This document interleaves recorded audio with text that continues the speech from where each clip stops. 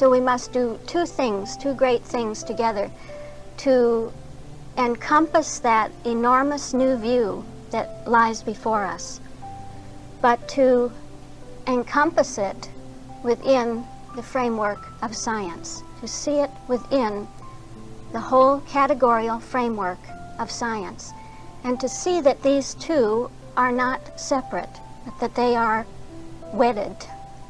The bigness of the idea, the newness of the idea, the greatness of it is one with the structure of science, the structure of being itself. You hear every time I talk about the Christ that Christianity is right there implied as that which holds the whole realm of expression of the Christ. Everything that the Christ is expressing about the Word, the sum total of that is Christianity. The realm. That something is being held, is containing that so it doesn't spill out everywhere and just go dissipate. There's no dissipation. There's that holding of the whole thing, that containing of the whole thing. It's really life and love. So that as we go to the further horizontal, we come to Christianity and the J index as the pure demonstration. And we said that our hypothesis is that behind this is life and love, and that pure demonstration shows us throughout the horizontal that there is a teeming wealth that comes forth from the relationship of the Word and the Christ in each order. A prolific creation, that each order is creative, that each order brings forth its own realm of creation, its own field of expression, its own field of application, its own pure demonstration of itself. And that this is held within the aspect of the order that is the aspect of Christianity, which is backed up by life and love. Life and love, you know, which is always holding the idea within itself, isn't it? That life fathers that, supports that, sustains that. You would go to your law of Christianity with all those values in absolute Christian Science. I'll just read them to you. You see that life eternalizes, maintains, conserves, upholds, sustains, and love preserves, embraces, enfolds, contains, protects, nurtures, accepts, cherishes, tends. You see that everything is safe in that realm. Everything is eternally held. That's really what we mean by safety. It's eternally held in the order. Eternally held in each order is its own self-expression of itself. That would be the tone, I think. So that's the pure demonstration, and in the Word, what was it? Life and truth. You see that through the infinite individualizing of the basis, through soul, principle, and life, that the whole individuality of the Word of life comes forth. That's the pure demonstration. The whole individuality of the Word.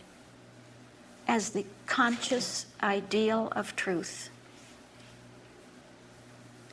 as its own conscious idealness of truth. That what comes out is the line of the word, the straight line of the word. That the realm of the word is the straight line of spirit. That there is a line in all things, a straight line, meaning a step for us, meaning a step-by-step development, a stage-by-stage evolution, an ordered, sequential unfolding of what God is in every consciousness, in every field, every discipline, every experience. And then we can see that pure demonstration in the Christ, point of the Christ as Christianity, the plane, the pure demonstration now of Christ as Word, the whole basis of that principle, which is in itself self-manifested as life, truth, and love, and which through the Christ has been taken as the ideal and brought out in ideal ideas. And now at the point of the plane, we see that plane is its love, soul, spirit, mind. And we see that whole flow now has come to the point of a realm sense, that we have the realm sense of that basis of the self-manifestation as it has translated itself through truth, love, soul, and spirit. And we see that really the Christ comes to every plane, that love has universalized the principle. Love has universalized life, truth, and love, so that we have a universe of the language of spirit, infinitely diversified, classified, individualized, and manifested at every point. Fully manifested at every point. Having come to every plane.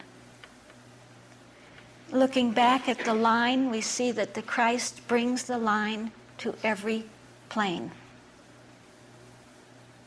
I really need that relationship of line and plane to see that there isn't a one-dimensional line that appears only once somewhere at some time, but the Christ says that line is